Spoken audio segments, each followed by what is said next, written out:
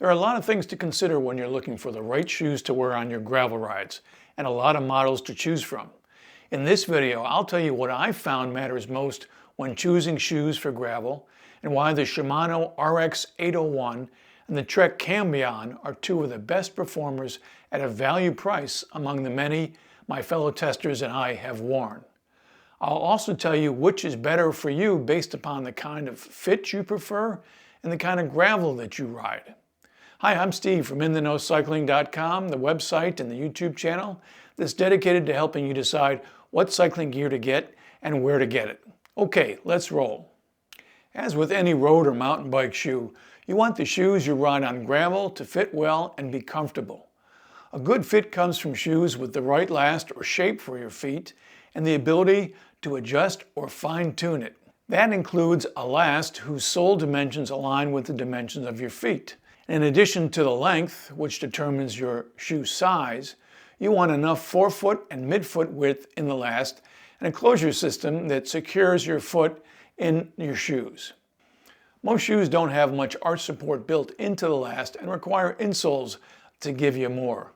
At the same time, you want a heel cup that is shaped to keep your heel in place and enough toe box room to allow your toes to move freely. Some of us like more toe box room than others. And a lot of people nowadays talk about wanting a wider shoe when what they're really asking for is more toe box room. Comfort is about how your feet feel in a shoe that fits right. Specifically, comfort means having no pain points, good breathability that comes from the materials and the perforations in the uppers and the vents in the insoles and outsoles of your shoes. Comfort also requires a level of sole stiffness that's right for the pedaling and walking that you do in the shoes. And lastly, the ability to maintain a good fit as you tighten or loosen the shoes, let's say when the weather changes or when your feet swell during a ride, or when you want a closer fit for a sprint or a climb. And remember that a good fit doesn't guarantee comfort, and a comfortable shoe isn't always a good fitting shoe. Unless you never plan to put a foot down during a gravel ride or race, which is pretty hard to avoid, you really don't want to be using road shoes and road pedals on gravel. That's because road shoes don't have the tread, the protection, or the durability for most gravel riding. And 3-hole road cleats and road pedals can clog quickly in off-road dirt and dust situations. At the same time, some mountain bike shoes can be overbuilt or less suitable for some classes of gravel than shoes designed specifically for gravel riding. Today, most of us use either cross-country mountain bike shoes on gravel or dedicated gravel shoes. So in addition to good fit and comfort, what makes a good shoe for gravel riding? And how do you choose between a cross-country mountain bike shoe and a dedicated gravel shoe? Before I answer that, consider that gravel means different things to different people. Neil Shirley, a former pro roadie and one of the OG gravel racers, laid out a useful 4-class framework for gravel surfaces that I and many others have adopted. I've updated it as follows. First, there's Class 1, or what I call dirt surfaces. These are maintained, consistent, hard-packed dirt roads with small-sized gravel or no gravel at all. You really could ride these on a road bike or on an all-road bike with wide road tires. Next, there's Class 2, or what I call just gravel surfaces. These are surfaces with loose, small, or medium-sized gravel that's spread over the road or just in the crown or just along the shoulder, and it's on top of a hard pack or softer or uneven dirt. You'll often find some washboard and occasional 1 to 2 foot diameter potholes. Sometimes you'll have sand or clay sections without any gravel. Next, there's what I call Class 3, or rocks. In Class 3, you get unevenly sized, larger, sharper gravel and rocks. A lot of times these rocks are partly exposed and partly buried. Class 3 also includes surfaces where you have truck tire trenches and a lot of rain grooves. And lastly, Class 4, or what a lot of people call technical. This is where you have really big rocks, or you're riding through rock gardens that have deep, loose gravel and deep ruts along with the rocks themselves. You get potholes in Class 4, technical sections that reach across the whole road or the whole path that you're riding. You might be riding single or double track paths or roads with rocks, roots, fallen trees, and other big obstacles. So knowing what classes of gravel you ride, you can choose between shoes that have different levels of stiffness, protection, and tread. Generally speaking, dedicated gravel shoes are ideal for Class 1 dirt and Class 2 gravel, where there's not much hiking that you're going to be doing. They're lighter than mountain bike shoes for longer rides and have softer, more comfortable uppers. At the same time, they aren't as robust as mountain bike shoes in their tread, in the grip that they give you, and the bumpers and uppers that protect you. Cross-country mountain bike shoes, on the other hand, used on gravel, generally have more protection around the toe box and the heel cup to deflect against the rock strikes that you'll often find in Class 3 and certainly Class 4 more technical riding. They'll also have more aggressive and grippier tread that's often more durable and suitable for hiking, but they typically weigh and cost a bit more than dedicated gravel shoes. So you might ask, why not use mountain bike shoes on all classes of gravel so you're always prepared if you come across a Class 3 or Class 4 section during your ride? Well, that's not a bad strategy if you're riding less demanding Class 1 or Class 2 surfaces. Most of the time, you may be riding a slightly heavier, more aggressively treaded, stiffer, and more expensive shoe than you really need. Let's look at two pairs of shoes that I think are among the best performing, best value shoes for riding gravel against the things I've laid out that matter most when you're on those surfaces. Both were provided to me free for testing, as were all the other shoes we've compared them to. But I'm not sponsored or paid by either brand or any brand to review their shoes. Shimano designed the RX8, now updated as the RX801, as a dedicated gravel shoe. I've worn a pair that this one comes from for over 3 seasons now. I've also tested and reviewed the copper-colored RX801 Rally, which has a knit cuff to help keep dirt and gravel out. The tread is less aggressive than the typical mountain bike shoe, and there are fewer, smaller lugs, and they're more spaced out to prevent mud or gravel from getting caught in them. Also, the RX8's protection bumpers, as you can see here on the front and on the back, well, they're lower and less robust than what you'd want if you're regularly riding through rock gardens. And there are no front lugs to add to the spikes. So it's really what defines a dedicated gravel shoe.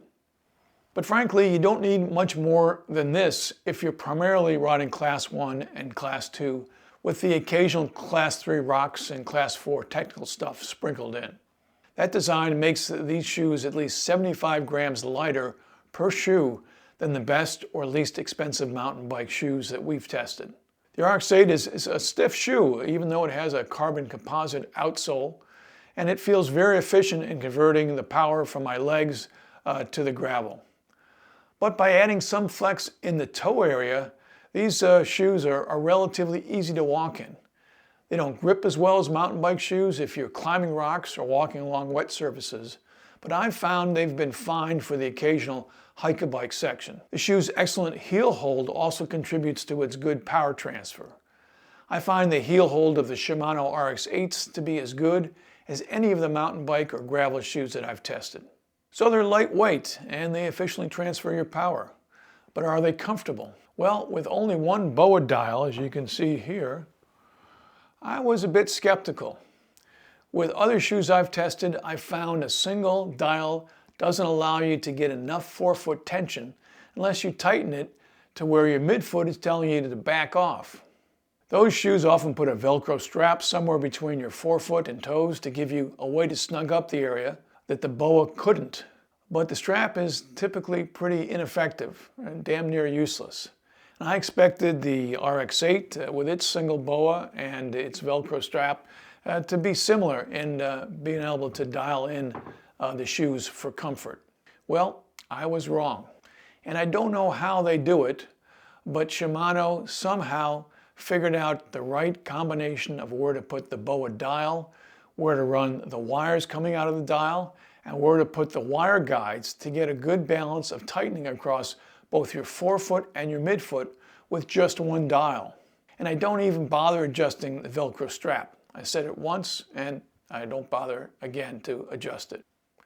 Now the RX8 is not as comfortable as the more expensive 2-dial Shimano XC9 mountain bike shoes that we've also tested, but I think they're pretty close, and they're more comfortable than other dedicated gravel shoes and most all other shoes that I've tested, regardless of their closure configuration. Now, in addition to how the closure system is set up and how it works, part of the RX8's comfort may come from the one-piece burrito style wrap that you get that envelopes your foot more uniformly than a shoe with a center tongue. As with other Shimano shoes, the RX8's last gives them a glove-like fit with more toe box room than you'll get in the traditional Italian cycling shoes, but less than the current models from Specialized, Trek, and other brands. The RX8 does come in a wide version though if you want more toe box room. The latest model also has a one-way BOA dial that you turn out to tighten and pull up to fully loosen the wire tension. There are evenly spaced pinholes that I find, keep the shoe pretty well ventilated. The RX801 sells for $275 US and $300 for the rally model, but for whatever reason, they're a good amount less in euros and British pounds. Now these shoes, the RX8 and now the RX801 and 801 Rally, these are the ones I've been recommending ever since we did our first comparison review of gravel shoes several years ago. You can see links to the stores that carry them in the description box below. Now, if you're getting some value from this review, I invite you to like and subscribe, and would appreciate it if you'd consider using my affiliate links to buy your shoes and any of the gear that you need from the stores that I trust and link you to in that description box. As I hope you've noticed, I don't run ads or plug sponsors and interrupt your viewing during the videos. Instead, when you use the store links, you help support my ability to make these videos and keep them independent without any additional cost to you. Thanks very much. The Trekcambion mountain bike shoe is one of the best of the newly introduced shoes that I've ridden on gravel. It sells for $260 US and similar amounts in euros and pounds. That's about the same price as the Shimano RX8. The Cambion shares the same Trek Pro Last as their nearly twice as expensive RSL mountain bike and road shoe models. It strikes a good balance between ample toe box room and secure heel hold. The new Cambion also has two one-way turning dials. The prior model, which carried the Bontrager name, had a narrower last and one two-way BOA dial and a Velcro strap. The Cambion's upper is made of a bit heavier TPU material than the synthetic leather used in the more expensive Trek RSL mountain bike shoes. It doesn't breathe as well as the RSL on hot summer days. And while I think their size chart is about right, I ordered the shoes a half size larger to allow for the heavier sock I like to wear for spring and fall gravel riding, and for a bit better airflow in the summer.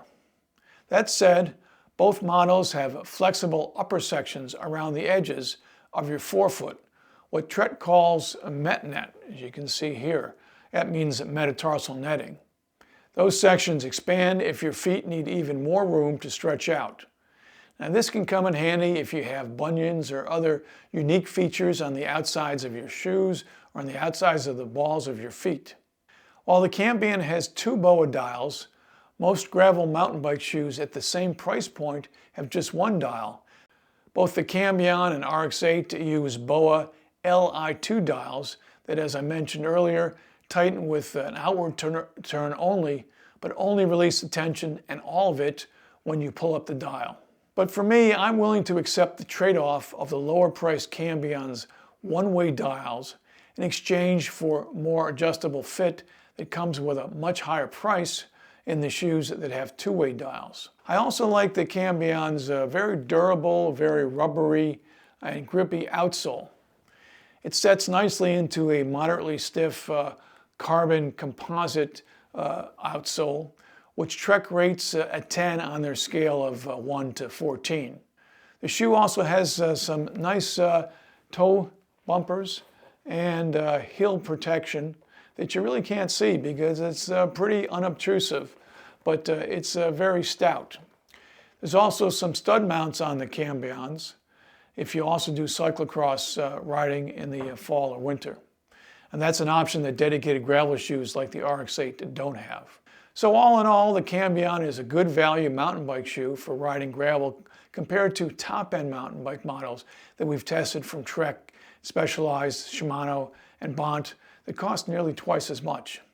The Cambion is also a better performing and better fitting shoe that's well worth its slightly higher price compared to the Giro Sector and the Physique Terra shoes, the mountain bike shoes that we've also tested. Now, as with the Shimano, you can buy the Cambion using the links in the description box below. Like most gravel gear and apparel, picking between the Shimano RX801 and the trekcambion depends upon the kind of gravel that you're riding and your fit preferences.